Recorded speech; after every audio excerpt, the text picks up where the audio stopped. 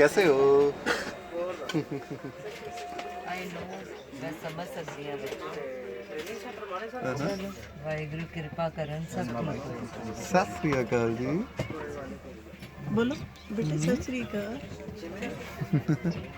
11 बजे पहुँचे मुझे तो 8:30। So sweet.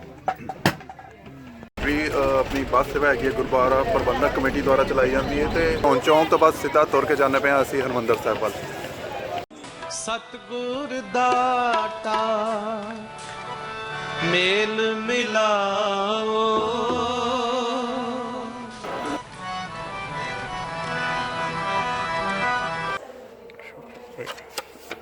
डेरा बाबा नानक से अमृतसर तक की टिकट का प्राइस 35 रुपीज़ है। और टाइमिंग मैं बता दूं, अभी हम 6:05 की ट्रेन पकड़ के जा रहे हैं अमृतसर की तरफ। बता रहे हैं कि लगभग 1.25 घंटा से लेके 1.5 घंटा तक लग जाएगा अमृतसर पहुंचने में।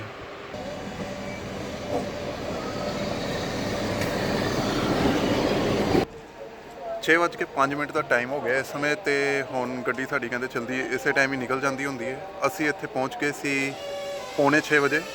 गुरुद्वारा साहब के थले जिन्होंने सानू रूम अलॉट किया सी ना, उन्होंने ही एक्चुअली सानू मोटरसाइकिल से छड्डता। मम्मी तो मैनू नाले समान समेत मोटरसाइकिल वो तो कहते कि 5-6 बंदे बिठा सकने। किदा लगता पे लोकल ट्रेन च घूम के? ठंड बड़ी लगती भी है, ज़्यादा ठंड होगी यार? ज़्यादा नहीं थी। मम्मी की होम्योपैथी वो मम्मी ने काला नमक मिक्स करके वधिया जिहा बना छड्डिया।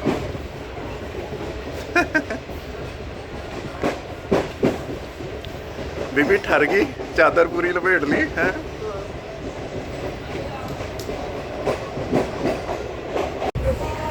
वैसे लोकल ट्रेनों की हालत देखिए तो बहुत ज़्यादा अच्छी नहीं है।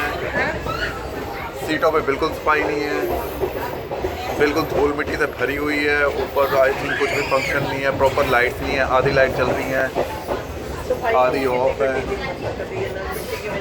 तो मिट्टी का भी सफाई एक्चुअली नहीं होती लोकल ट्रेन में। ये काफ़ी बड़ी बुरी बात है कि मतलब अच्छे से केयर नहीं कर पा रहे, जबकि डेली इतने सारे पैसेंजर्स ने यहाँ से ट्रैवल करना होता है डेली। यार उन्हें पता लगा है साड़ी जी ट्रेन है वेरका तक ही सी। अगली ट्रेन आएगी पठानकोट तो जी फड़ के हम सानू सीधा अंबरसर वाल जाना पैना। थोड़ा प्लान चेंज हो गया, मतलब थोड़ा चेंजेस आ गए ने।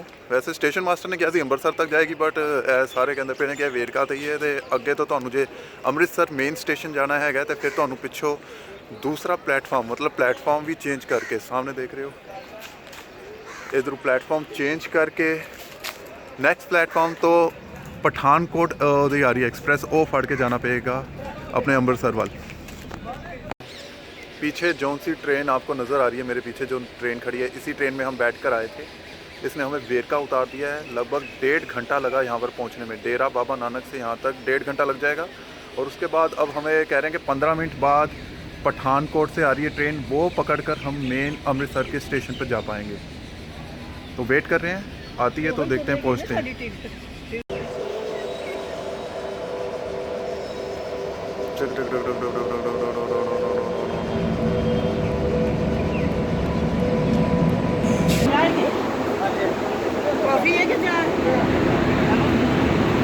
चाय कौन सी, डिप वाली के वो दूसरी है चाय? यार मिठा ज़्यादा तो नहीं पाया, नॉर्मल ही। कितने दी है चाय? 10 रुपये काट दो।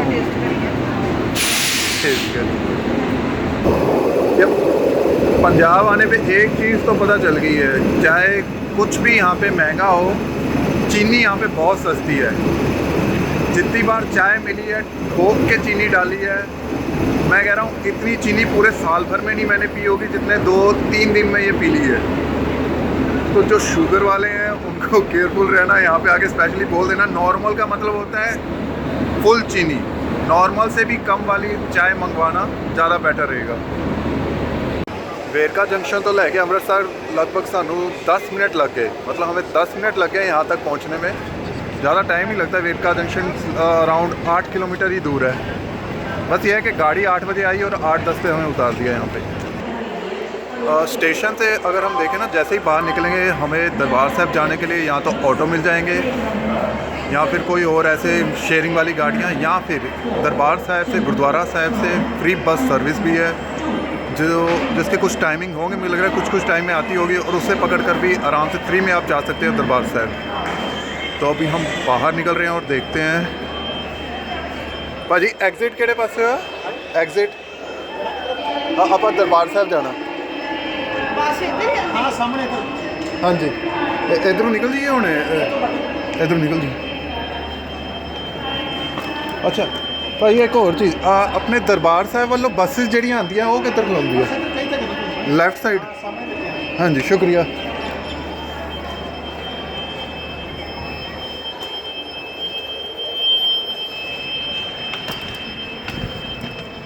चलो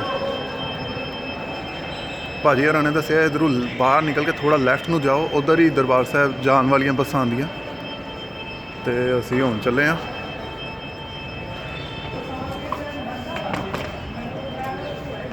पूछना पैना है टाइम कब का है, कितने बजे, मतलब कितनी देर में आती हैं, पूछता हूँ अभी किसी से।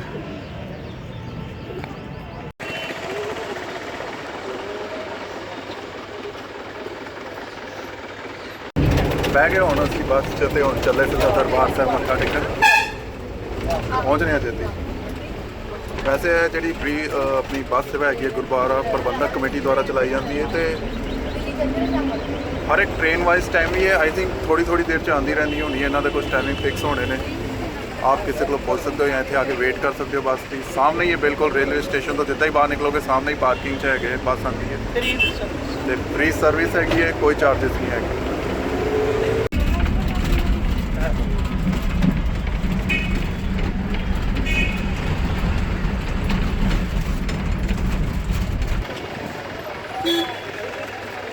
बस ने लगभग इतने पहुँचाने च सानू 6 तो 7 मिनट लाए ने, ज़्यादा टाइम ही लग्या पहुँचन च। रस्ते च कोई ट्रैफिक भी नहीं मिलया, आराम नाल पहुँच गए। ते हुण चौंक तो बस सीधा तुर के जाने पे असीं हरमंदर साहब वाल।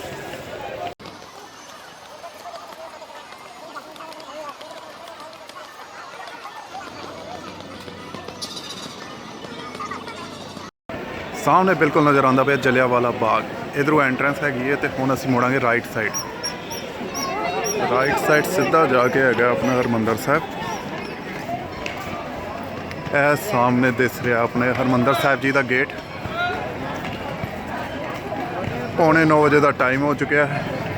हुण असीं सीधा जाने जोड़ा घर ते पहला गठड़ी घर, जो हमारे साथ लगेज है उसको कहीं गठड़ी घर में जाकर जमा करवाते हैं, और उसके बाद फिर जोड़ा घर में अपने जूते चप्पल उतारते हैं। एंट्रेंस केस तो मतलब आप लैफ्ट वाल नूं जावांगे, इत्थे गठड़ी घर है।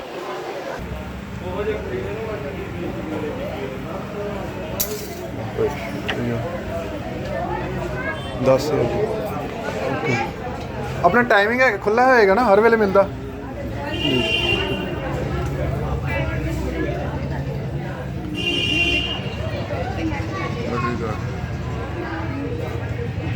लगेज रूम के बारे में बता दूं, 24 घंटे फ्री ऑफ कॉस्ट अवेलेबल है। आप किसी भी टाइम आके यहाँ पे लगेज सबमिट करवा सकते हैं, और किसी भी टाइम आकर यहाँ से लगेज अपना वापस मतलब ले सकते हैं। तो ऐसी कोई दिक्कत नहीं है। अगर आपके साथ सामान है, आपके पास कोई रुकने की जगह नहीं है, तो लगेज यहाँ पे आराम से आके जमा करवाइए, फ्री ऑफ कॉस्ट है, और उसके बाद आराम से कहीं पर भी घूमिए पूरा दिन। पीछे जोड़ा घर है ना, जो तो इस पास दिखा रहा है, उत्थे असी अपने जोड़े मतलब जूते चप्पल जमा कराते हैं। ऐसा नू टोकन मिला है, ये टोकन हमें फिर वापस देकर इसी के बेस पे हमें अपने जोड़े वापस मिल जाएंगे। फ्री ऑफ कॉस्ट है, कोई कॉस्ट नहीं है यहाँ पे। और अब हम सीधा जा रहे हैं गुरुद्वारा साहिब के मतलब गेट से अंदर सीधा एंट्री करेंगे, और आपको सीन दिखाता हूँ उसके बाद सीधा डायरेक्ट। वैसे बहुत ही बाहर का नज़ारा काफ़ी अच्छा बनाया हुआ है, काफ़ी डेवलपमेंट होगी यहाँ पे, काफ़ी चेंजेस आ गए हैं कुछ ही सालों में। मैंने देखा है छोटे होते जब आया था बिल्कुल डिफरेंट था, अब काफ़ी डिफरेंट है। ऑलमोस्ट सारी जगह मार्बल ही मार्बल कर दिया गया है और स्पेशियस कर दिया। श्री गुरु रामदास जी द्वारा स्थापित अमृतसर की इस नगरी के बीचों बीच हम खड़े हैं श्री हरमंदर साहिब के सामने। श्री हरमंदर साहिब सिखों के पांचवें गुरु श्री गुरु अर्जन देव जी ने उनकी गाइडेंस में बनाया गया था। और ये जो सामने आप एंट्री गेट देख रहे हैं, इसके बारे में खास बात बता दूं कि सेम इसी टाइप के चारों डायरेक्शन में गेट बनाए गए हैं। इन गेट से मतलब ये है कि चारों तरफ यानी कि हर एक धर्म से यहाँ पे लोग आ सकते हैं, श्रद्धालु आ सकते हैं और यहाँ पर आकर माथा टेक सकते हैं।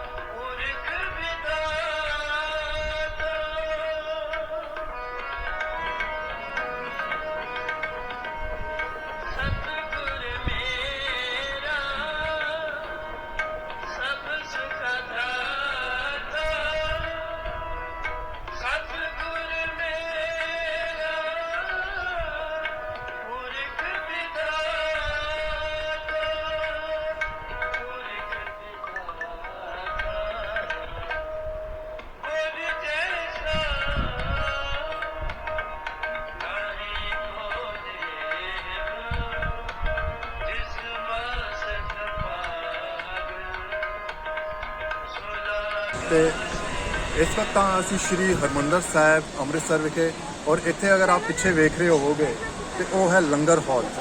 ਲੰਗਰ ਹਾਲ ਆਮ ਤੌਰ ਤੇ ਡੇਲੀ ਅਗਰ ਗੱਲ ਕੀਤੀ ਜਾਏ ਤੇ 50 ਤੋਂ 60 ਹਜ਼ਾਰ ਲੋਕੀ ਇੱਥੇ ਆ ਕੇ ਫ੍ਰੀ ਫੂਡ ਯਾਨੀ ਕਿ ਫ੍ਰੀ 'ਚ ਲੰਗਰ ਕਰਦੇ ਨੇ। 24 ਘੰਟੇ ਖੁੱਲਾ ਰਹਿੰਦਾ ਹੈ। हाँ, छुट्टी वाले दिन या इदा का कोई त्यौहार या गुरपुरब वाले दिन उस दिन यह गिनती 1 लाख तो लैके 1.5 लाख तक पहुँच जाती है एक दिन च।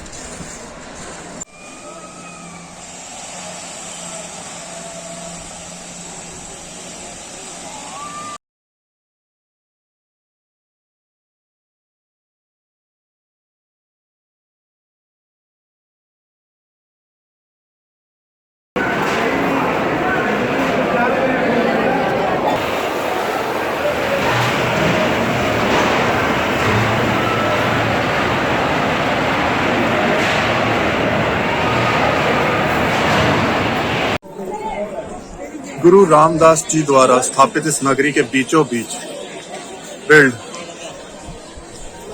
हरमंदर साहिब और उनके सामने इस मार्केट में हम घूम रहे हैं और काफी प्रोडक्ट्स हैं यहाँ पे लेने के लिए। मोल भाव भी चल रहा है, सब कुछ है। आप खाने पीने से लेके हर एक तरह की वैरायटीज है प्रोडक्ट की।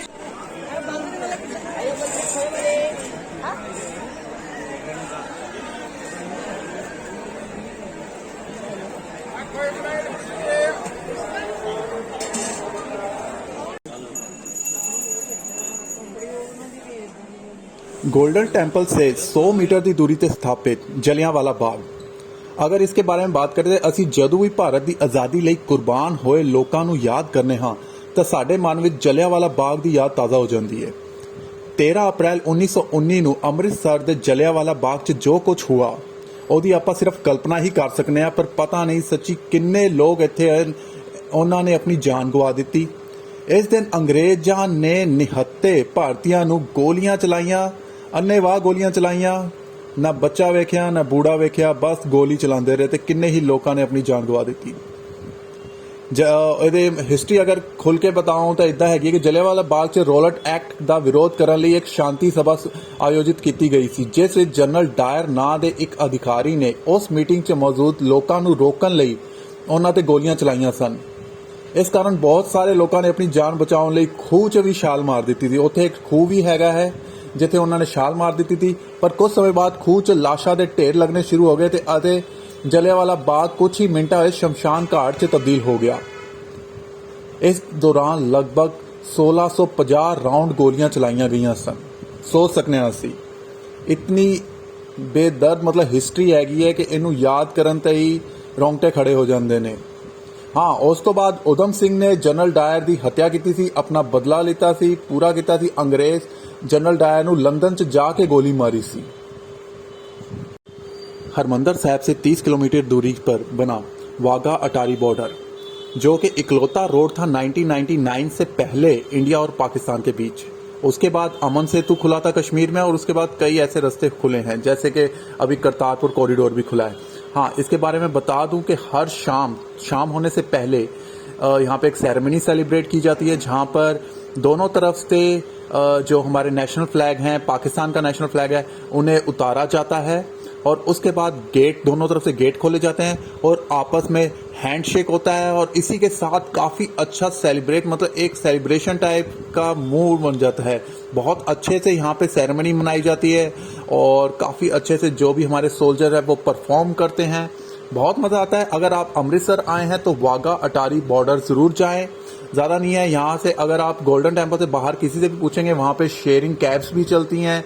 अपने में जाना चाहते हैं वहाँ पे आपको टैक्सी भी मिल जाएगी, आराम से है। 30 किलोमीटर ज़्यादा नहीं है, आपको 30 से 40 मिनट में वहाँ पे वाघा अटारी बॉर्डर पे उतार देंगे, और वही शाम को जब सेरेमनी कंप्लीट होती है तो आप वहाँ से ही वो पकड़ कर जो भी हैं ये क्या कहते हैं अपनी शेयरिंग कैब्स हैं या अपनी कैब हम वहाँ से लेकर फिर वापस आ सकते हैं।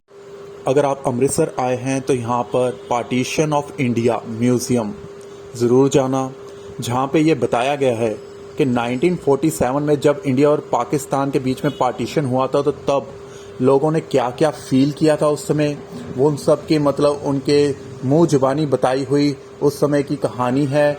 और आपको फोटोग्राफ्स देखने को मिलेंगी, न्यूज़पेपर की कलेक्शंस मिलेंगी, और वो सारी चीज़ें देखने के मिलेंगी जो उस टाइम की हैं, और जिससे हमें क्लियरली पता चलता है कि उस टाइम लोगों ने उन लोगों पर क्या बीती थी, लोगों ने क्या फील किया था जब पार्टीशन हुआ था इंडिया और पाकिस्तान का।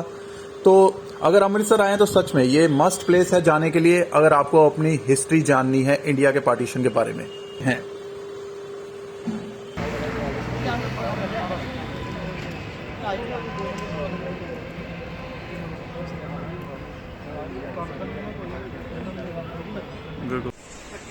अभी हमने भाग के गाड़ी पकड़ी है, ये 14650 इसका नंबर है, अमृतसर से सरहंद जा रही है। और कमाल की बात है, हमारा D8 कोच में सीट नंबर आया था और इस गाड़ी में D8 कोच ही नहीं है। एक नया रूप देखने को मिला है अपनी इंडियन रेलवे का, कि कई बार ये पूरा का पूरा कोच ही गायब कर देते। हमने लगभग 12:40 पर क्या कहते हैं फ्री बस सेवा ली थी वहां से, गुरुद्वारा साहब से, जहां पर आपको बस उतारती है ना, आपको वहीं पर वापस जाना है, उसी चौक पर, महाराजा रणजीत सिंह के जहां पे वो स्टैचू बना हुआ है, वहां से आपको बस मिलेगी। और बस कम से कम आधा घंटा पहले लीजिएगा, क्योंकि ट्रैफिक बहुत हो जाता है, भीड़ बहुत, रश बहुत हो जाता है, बस को निकलते निकलते बहुत टाइम लग जाता है। तो यहाँ पहुंचते में ही, चाहे रास्ता इतना नहीं है, सुबह हमें मुश्किल से 10 मिनट लगे थे, पर आते हुए कम से कम 20 से 25। D6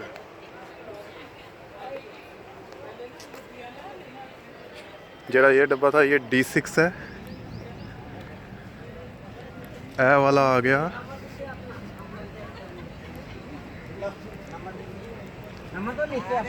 D7 और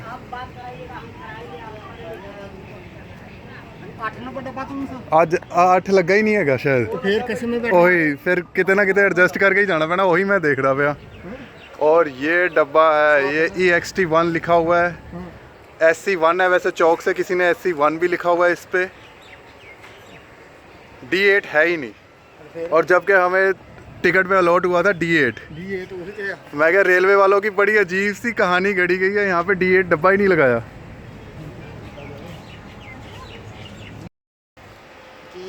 देखो मैं अकेला ही नहीं, यहाँ पे और भी कई मेरे साथ हैं जिनको D8 डब्बा ही नहीं मिला पूरी ट्रेन में। ये चीज़ पक्का डालूंगा मैं ऑनलाइन। इवन एक बंदा पर्सन मुझसे पूछने आया कि SC2 कहाँ पे है, तो मुझे लग रहा है एक और डब्बा इस ट्रेन में से गायब है। ये सरयू यमुना एक्सप्रेस है, और सच में बड़ी अजीब सी बात हुई है, यहाँ पे डब्बे ही पूरा ऊपर नहीं लगाए हुए। ट्रेन का सफ़र तो काफ़ी अच्छा जा रहा है, फगवाड़ा पहुँचने वाले हैं, थोड़ी देर में पहुँच जाएंगे, मतलब बस आ ही गया स्टेशन जस्ट। बता दूँ, हमने ट्रेन की टिकट तत्काल में बुक कराई सरहंद तक, और ट्रेन की हालत अगर मैं दिखा दूँ, खाली कोच है। इवन D8 कोच जो हमें अलॉट हुआ था, जिसमें हमारे सीट नंबर आए थे, वो भी नहीं अटैच, फिर भी ट्रेन खाली जा रही है। और तो भी ये नौबत थी कि हमें तत्काल में ट्रेन बुक करानी पड़ी। मुझे तो ये नहीं समझ आ रहा कि सीटें भरेंगी कहाँ से। 1 बजे ट्रेन चली है, अभी 3 बज चुके हैं, 2 घंटे में कितने ही मेन स्टेशन निकल गए बड़े बड़े। पर ट्रेन उतनी भरी नहीं है।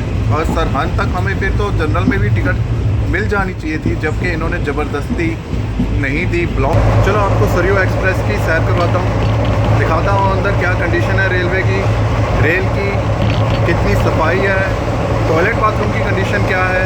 अगर कभी आपको लेनी हो तो आपको पता चल जाए कि इसकी कंडीशन अंदर से क्या है।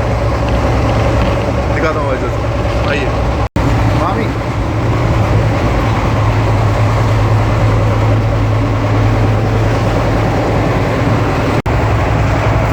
कंडीशन देखो भाई,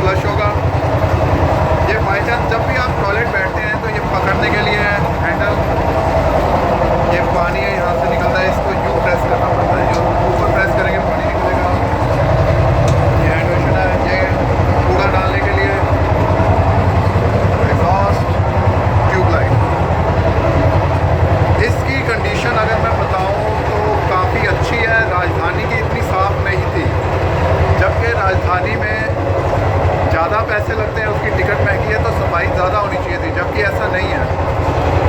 यहाँ पे मुझे सफाई अच्छी खासी लग रही है, बिल्कुल देखिए क्लीन टॉयलेट।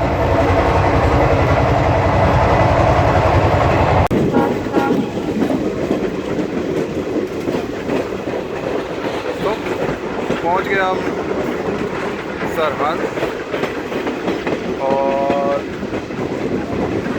अब यहाँ से देखेंगे हमें क्या चीज़ मिलती है फतेहगढ़ साहब के लिए। गाड़ी थोड़ी लेट है, लगभग 20 मिनट लेट चल रही है। 5:05 पे पहुँचाना था, 5:25 हो गए हैं, मुझे लगा 5:30 हो ही जाएंगे उतरते उतरते। आगे से देखेंगे कुछ शेयरिंग ऑटो या कुछ भी मिलता है, फिर पहुँचते हैं फतेहगढ़ साहब और फिर आगे जाके आपको बताता हूँ कितनी दूरी पे है। स्टेशन वैसे सरहद का इतना बड़ा नहीं है, और यहाँ पे मुझे लगता है गाड़ी कुछ ज़्यादा देर रुकती भी नहीं है, जल्दी चल पड़ती है, यानी कि 1 मिनट स्टॉप होगा मुश्किल से 1 या 1.5 मिनट का। और ये तो चल भी पड़ी देखिए, और लग रहा है 1 मिनट से ज़्यादा नहीं रुकी। ठीक है, छोटे स्टेशन पे यहाँ पे चढ़ने वाले कम हैं, और इसके बाद वैसे मेन स्टेशन रह भी कम जाते हैं, राजपुरा, फिर अम्बाला, आगे पानीपत, सोनीपत, फिर दिल्ली। बस वही है, कल हमें यहीं से ही सुबह ट्रेन पकड़नी है, तो जल्दी आना पड़ेगा यहाँ पर। अगर ऐसे ही थोड़े टाइम के लिए खड़ी होती है तो दिक्कत ना हो जाए, कहीं लेट हो गए तो फिर तो गई।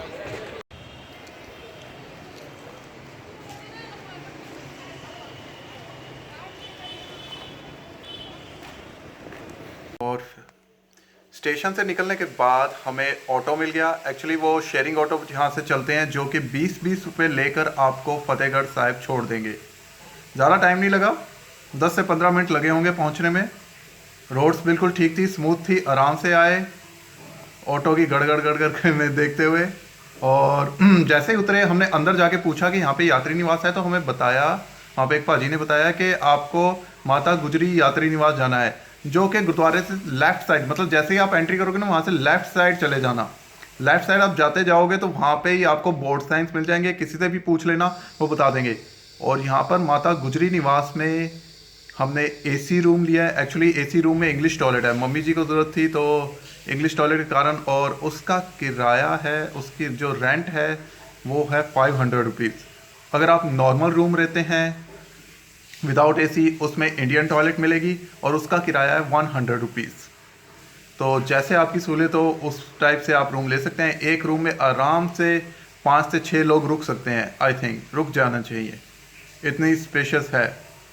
और एक एक्स्ट्रा बेड भी जैसे लगाने के लिए गद्दा भी दिया हुआ है, तो वो रख सकते हैं आप। तो अभी हम थोड़ा फ्रेश होके उसके बाद जाएंगे गुरुद्वारा साहब और वहाँ पे मत्था टेकेंगे और आगे की जानकारी लूँगा कि नज़दीक में और कौन सी हिस्टोरिकल प्लेसेस हैं, कहाँ हम जा सकते हैं। और साथ ही में जैसे ही हम गुरुद्वारा साहब एंटर करेंगे, मैं आपको पूरी उसकी गुरुद्वारा साहब की हिस्ट्री बताऊँगा, फतेहगढ़ साहब की हिस्ट्री बताऊँगा और आपको जानकारी दूँगा कि यहाँ पे कैसे सिखिज़्म से ये बहुत इम्पोर्टेंट मतलब सिखों के लिए बहुत ही इम्पोर्टेंट प्लेस है।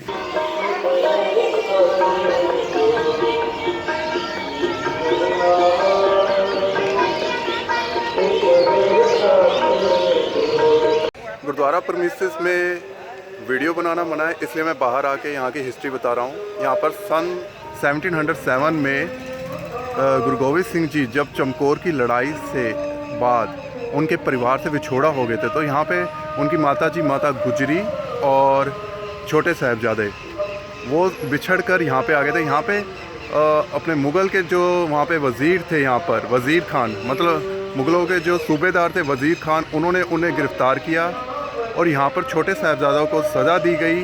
वहाँ पे उन्हें शहीद किया गया दीवारों में चिनवा कर।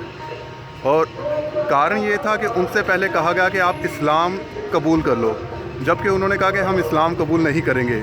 तो इसी बात के लिए उनको दीवारों में चिनवाया गया और इसी यादगार में ये गुरुद्वारा साहब फतेहगढ़ साहब यहाँ पे शुभ होता है। और साथ में ही उनके एक और गुरुद्वारा साहब है ज्योति स्वरूप, जहाँ पे उनका अंतिम संस्कार हुआ।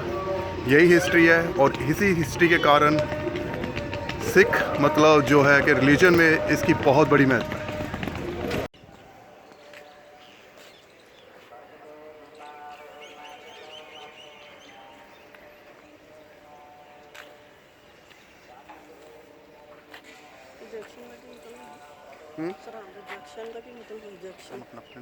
हाँ जंक्शन ही कहते हैं जिथे जंक्शन मतलब जिथे गड्डियां दा रुकावट वगैरह होंदी।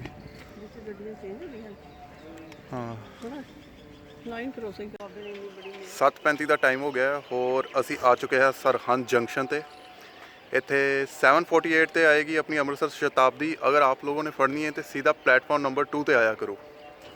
साथ में ये बिल्कुल एक ही आप मतलब जैसे ऊपर जो ब्रिज है और ब्रिज में एक ही क्रॉस करके आपको नीचे उतर जाना है और प्लेटफॉर्म नंबर 2 पे हमेशा मिलेगी।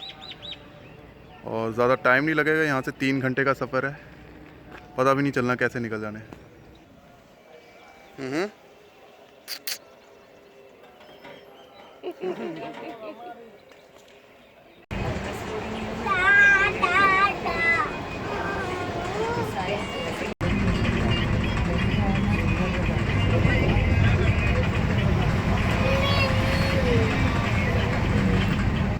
हेलो, कैसे हो? आई नो, मैं समझ सकती हूँ। वाहिगुरु कृपा करन सब ठीक। सत श्री अकाल जी। बोलो बेटे सत श्री अकाल। 11 बजे पहुँचा मुझे तो 8:30। So sweet. दिल्ली से करतारपुर जो हमने टोटल इस वक्त कॉस्ट बियर की और जो भी सारा खर्चा हमारा आया वो इस वीडियो में आपको बताता हूँ। शुरुआत हमने की थी 10 मार्च से, जब हमने रजिस्ट्रेशन करवाया था। रजिस्ट्रेशन में बताया गया था कि एक्चुअली आपकी पुलिस वेरिफिकेशन आएगी और पुलिस वेरिफिकेशन आई नहीं एक्चुअल में। तो मुझे डाउट में था कि हमारा रजिस्ट्रेशन कंफर्म हुआ है कि नहीं। उसी चक्कर में मैंने कोई ट्रेन की जर्नी मतलब कोई टिकट बुक नहीं कराई, कुछ भी आगे कहाँ ठहरना है उसकी कुछ प्लानिंग नहीं की। और 4 दिन पहले जब रजिस्ट्रेशन कंफर्मेशन आई तब उसके बाद मैंने टिकट बुक कराई, तत्काल में कराई शताब्दी की दिल्ली से अमृतसर तक, जिसकी कॉस्ट हमें पड़ी 1170 पर पर्सन, यानी कि 2 लोगों का 2340 रुपये। उसके बाद जब अमृतसर जब हम पहुँचे, मतलब ये जो कॉस्ट है ये आपको आप कम कर सकते हैं। मोस्टली कहते हैं 99% कंफर्मेशन आ जाती है। आप पहले से ही जनरल में अगर बुकिंग कीजिए और इवन अगर कोई सिंगल जैसे सेकंड सीटर है उसमें भी बुक करा देंगे तो काफ़ी कॉस्ट बचाई जा सकती है। इसके बाद जब हम अमृतसर से फिर डेरा बाबा नानक पहुँचे, स्टेशन के बाहर से ही हमें बस मिल गई। वहाँ पे भी हमने कुछ गलती की। बसेस के एक्चुअली 2 रूट हैं।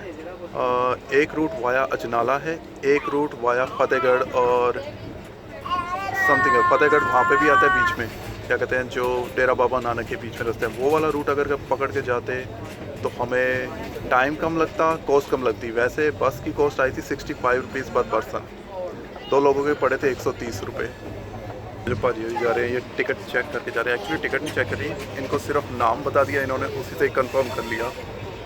ना आपसे कोई डॉक्यूमेंट मांगे, ना कुछ टिकट दिखाने की जरूरत पड़ी।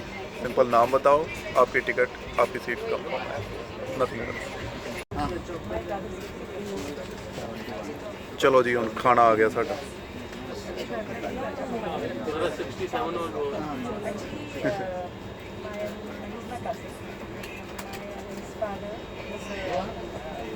ठीक है, आप ट्रेन में शताब्दी में आते हो तो आपको खाने पीने को तो कुछ ना कुछ मिलता ही रहता है। हाँ जी भाजी। 65, 66, 67 आप लोगों जी।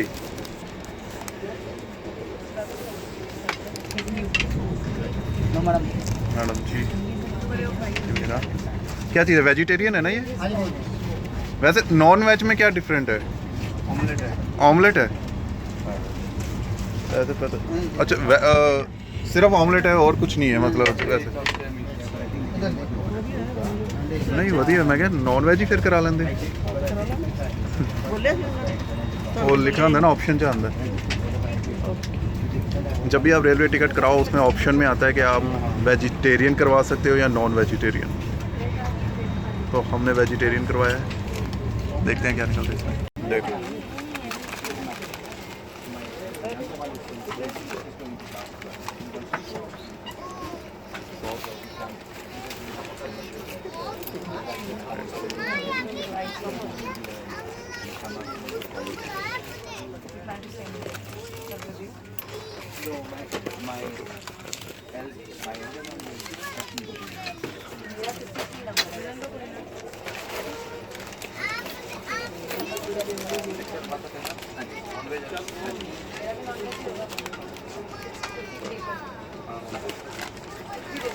नाइस है, बहुत ही।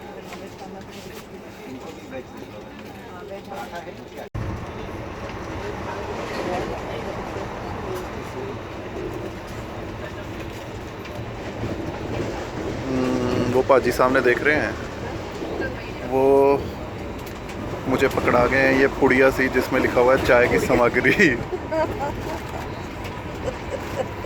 इसको खोल के देखते हैं, सामग्री निकलेगी, पता नहीं क्या निकलेगा। सूखी चाय, मैंने पूछा बस यही है, कह रहे हाँ। यहाँ तो ऐसे कह रहे जूस भी है, उन्होंने जूस भी दिया है, ब्लूबेरी का, मैंगो, सारी आइटम्स है इसमें मिक्स होगा। मिल्क पाउडर, टी बैग और शुगर वगैरह। ठीक है, गर्म पानी मुझे लग रहा है वो लाएंगे अभी थोड़ी देर में। ये है कि शताब्दी में बैठते सार आपका टाइम पास होता रहता है, थोड़ी थोड़ी देर में कुछ ना कुछ आता ही रहता है। पहले वाटर बॉटल दे जाते हैं, फिर कुछ खाने के लिए, फिर उसके बाद चाय या कॉफ़ी या ऐसे जूस। तो अगर शॉर्ट जर्नी है जैसे 3 से 4 घंटे की है तो आपको पता ही नहीं लगेगा। जस्ट लाइक इन अगर जैसे आप फ़्लाइट्स लेते हैं उसमें कुछ ना कुछ थोड़ी देर में आता रहता है, वैसे ही है। आगे चाय, गर्म पानी, अरे छींटे पर एक और भैया, अरे रुको रुको रुको भाई साहब। यहाँ पे चाय वाले भैया कुछ ज़्यादा जल्दी में है। मैं क्या 2 बार आए, दोनों बार जल्दी जल्दी डाल के गए। एक तो छींटा मेरे ऊपर डाल दिया उबले हुए पानी का। केयरफुल रहना यार, जो भी है ये पानी काफ़ी गर्म होता है, थोड़ा संभल के ही डलवाया करें। आपके ऊपर भी डल सकता है, डिप वाला है, डिप टी है। वैसे अगर जैसे होता है ना पतीले में बनी हुई चाय जिसको कहा जाता है, गैस पे बनी हुई चाय, वो सबसे बेस्ट रहती है। डिप वाली नॉट सो गुड, टेस्ट इतना बढ़िया नहीं आता, पर ठीक है, अभी कुछ और है नहीं तो ये तो पीनी पड़ेगी। आज शताब्दी में कंफर्ट की बात करते हैं। आप इस तरफ देखेंगे ना, यहाँ पे सारा का सारा जो लगेज रखने का, सामान रखने का जो शेल्फ बनाई हुई है, काफ़ी वाइड है। अच्छा खासा सामान आ जाता है। और उसके बाद अगर सीट की बात करूँ, सीट भी कंफर्ट वाइज अच्छी है। ये आपके साइड पे जो हैंड्स मतलब स्टे करने का, हाथ रखने का जो है, जैसे भी आप ऊपर नीचे कर सकते हैं अगर कहीं ऊपर निकलने में प्रॉब्लम होती है। ये जो लीवर है, इस लीवर को आप पुश करोगे तो आपकी सीट आगे से पीछे और पीछे से आगे आ जाएगी। ये सारा कंफर्ट तो है ही है, ठीक है। बाकी सीट अच्छी होनी चाहिए, आगे पीछे जाना जस्ट लाइक आप सिनेमा हॉल में बैठे हो और आप पीछे करके सेमी स्लीपर तो नहीं बनती, हाँ बट ठीक है, पीठ टिक जाती है।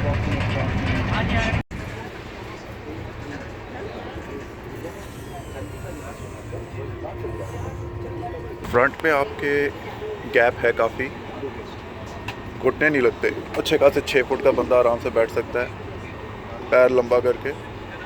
यहाँ पे बोतल रखने की भी जगह है, यहाँ पे अखबार वगैरह कुछ भी पढ़ने के लिए। इतना कंफर्ट है कि पैर आराम से फोल्ड करके आप बैठ जाओ। ये सामने शेल्फ है, कुछ भी चाय कॉफ़ी वगैरह रखने के लिए, सिंपल है, ठीक है।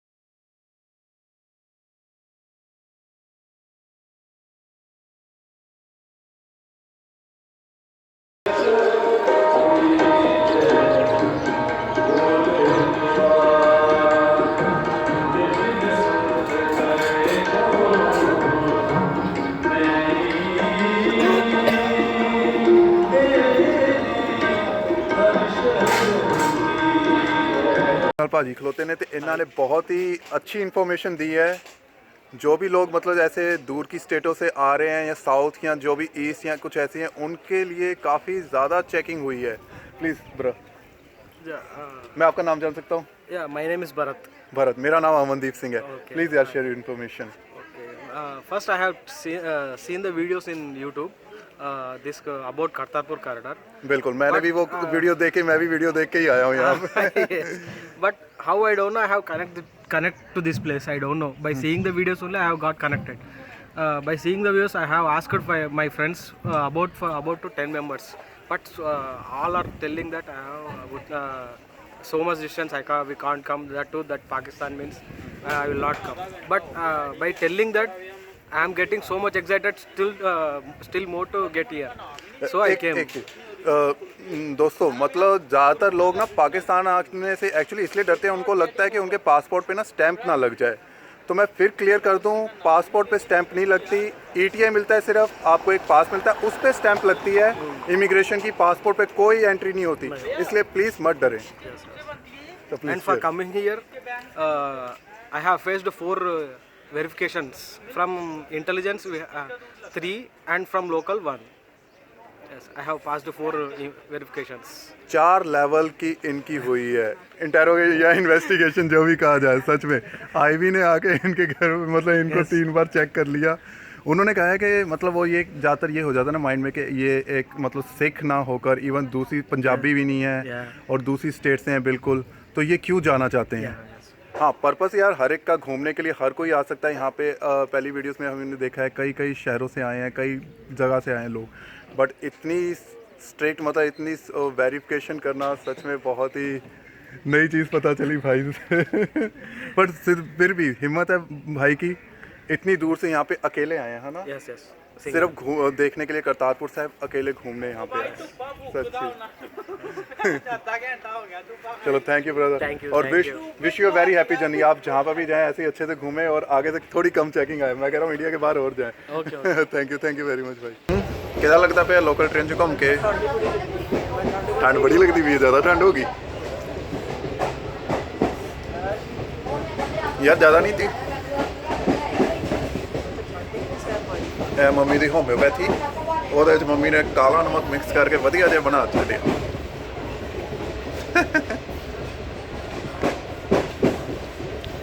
ਬੀਬੀ ਠਰ ਗਈ, ਚਾਦਰ ਪੂਰੀ ਲਪੇਟ ਲਈ ਹੈ।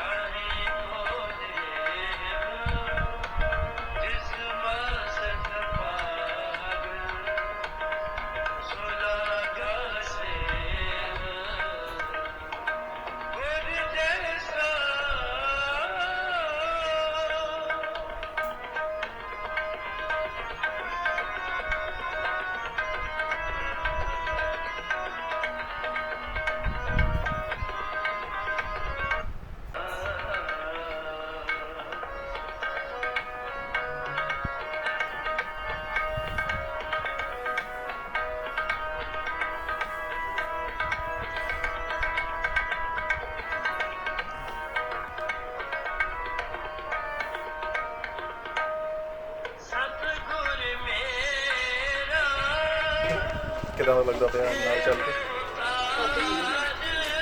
ਜ਼ਿਆਦਾ ਦੂਰ ਨਹੀਂ ਪੈ ਗਿਆ ਬਸ ਤੋਂ, ਹਨਾ? ਸਾਨੂੰ ਚੜੇ ਨੂੰ ਕਿੰਨੇ ਵਜੇ ਚੜੇ ਸੀ ਅਸੀਂ? 1:40 ਤੇ ਚੜੇ, ਬੱਸ ਫੜੀ ਸੀ 1:40 ਦੇ ਕਰੀਬ ਬੱਸ ਫੜੀ ਸੀ ਤੇ ਹੁਣ ਹੋ ਗਏ ਨੇ 3:25। लगभग 1.5 घंटे के उत्ते हो चले हैं, अभी तक बस नहीं। ट्रेन फड़ना ज़्यादा वधिया आइडिया है जे डेरा बाबा नानक पहुँचना। सवा घंटे के बाद नहीं, बस यही है कि टाइमिंग ਉਹਦੇ बड़े लेट ने। वो लगभग 5:50 ਤੇ चलेगी तो फिर लाएगी ਤੁਹਾਨੂੰ ਇੱਥੇ लगभग 7:15। ਤੇ 7:15 ਤੋਂ ਬਾਅਦ ਫਿਰ ਤੁਹਾਡੇ ਠਹਿਰਨ ਦਾ ਕੋਈ ਇੰਤਜ਼ਾਮ ਨਹੀਂ ਹੁੰਦਾ ਤੇ ਫਿਰ ਦਿੱਕਤ ਆ ਸਕਦੀ ਹੈ ਹੈ ਨਾ।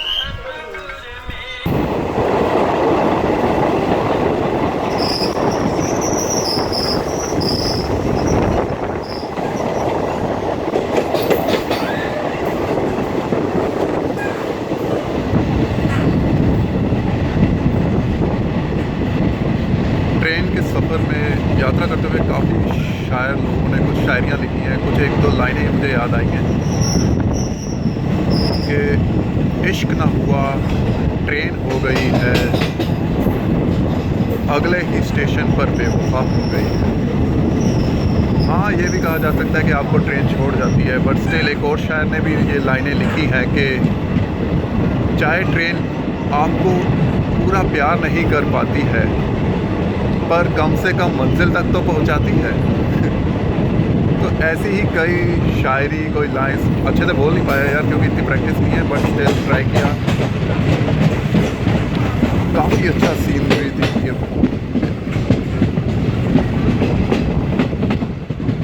इतनी ताज़ी हवा, इतनी साफ हवा आपको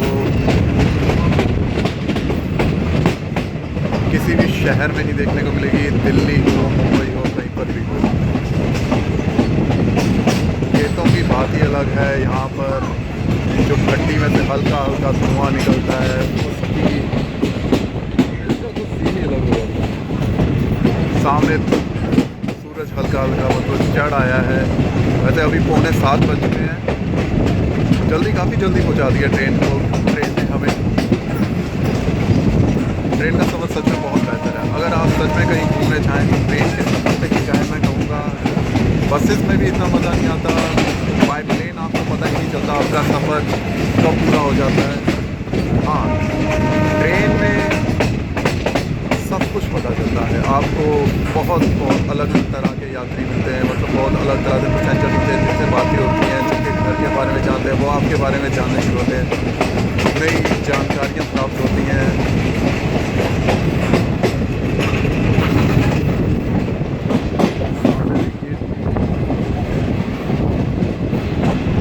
यहाँ पे रास्ते में आते थे कई सारी ऐसी ईंटों की भट्टियाँ आपको देखने को मिलेंगी, खेत खलिहान, इतनी ताज़ी हवा। हाँ, ऐसे सफ़र करने में खतरा ज़रूर है, बट स्टिल ये सीन भी दिखाना पड़ता था।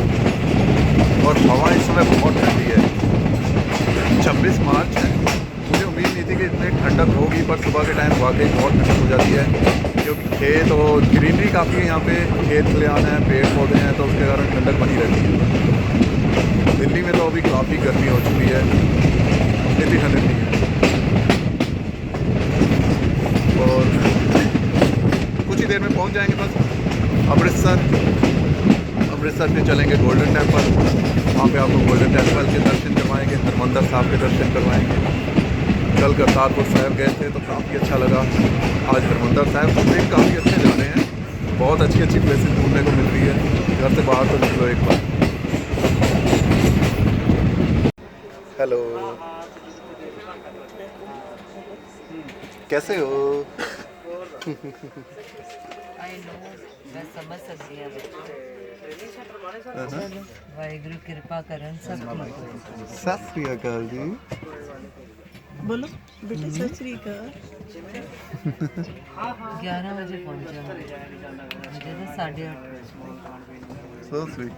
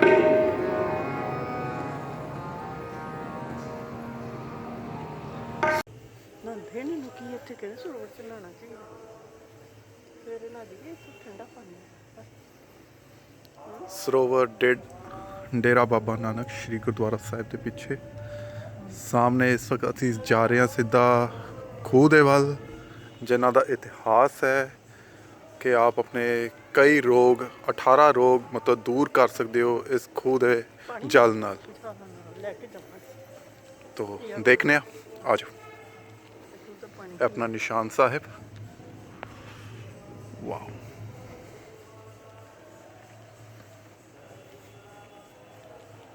ਇੱਥੇ ਇਹ ਰਿਹਾ ਇਹੀ ਹੋਣਾ I think ਇਹ ਪਿੱਛੇ ਸੀ ਨਾ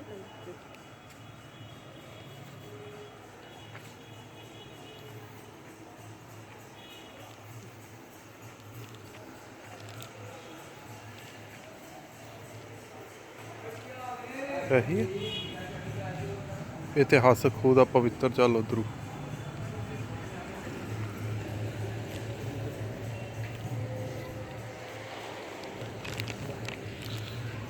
I think ਇਹੀ ਆ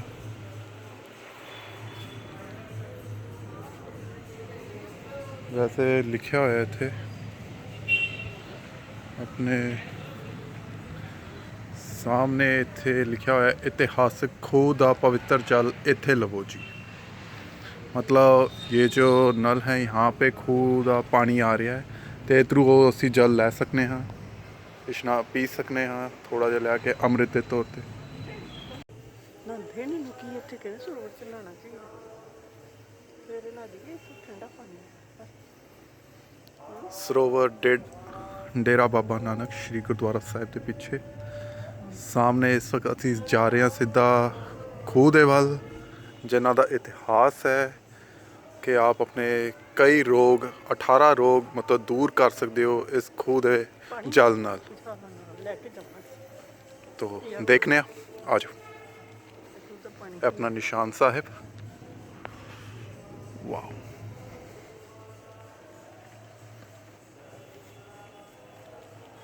ਇੱਥੇ ਇਹ ਰਿਹਾ ਇਹੀ ਹੋਣਾ I think ਇਹ ਪਿੱਛੇ ਸੀ ਨਾ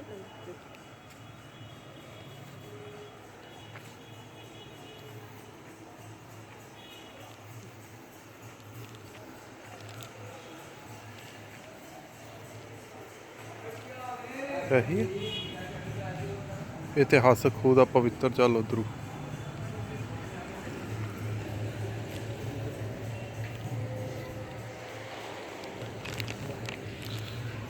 I think ਇਹੀ ਆ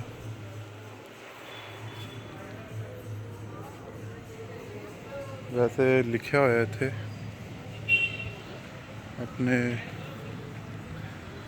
सामने इत्थे लिखा हुआ है इतिहासक खूह दा पवित्र जल इत्थे लवो जी मतलब ये जो नल है यहाँ पे खूह दा पानी आ रहा है तो इधरों वो असी जल लै सकने हाँ इशना पी सकने हाँ थोड़ा जिहा लैके अमृत के तौर पर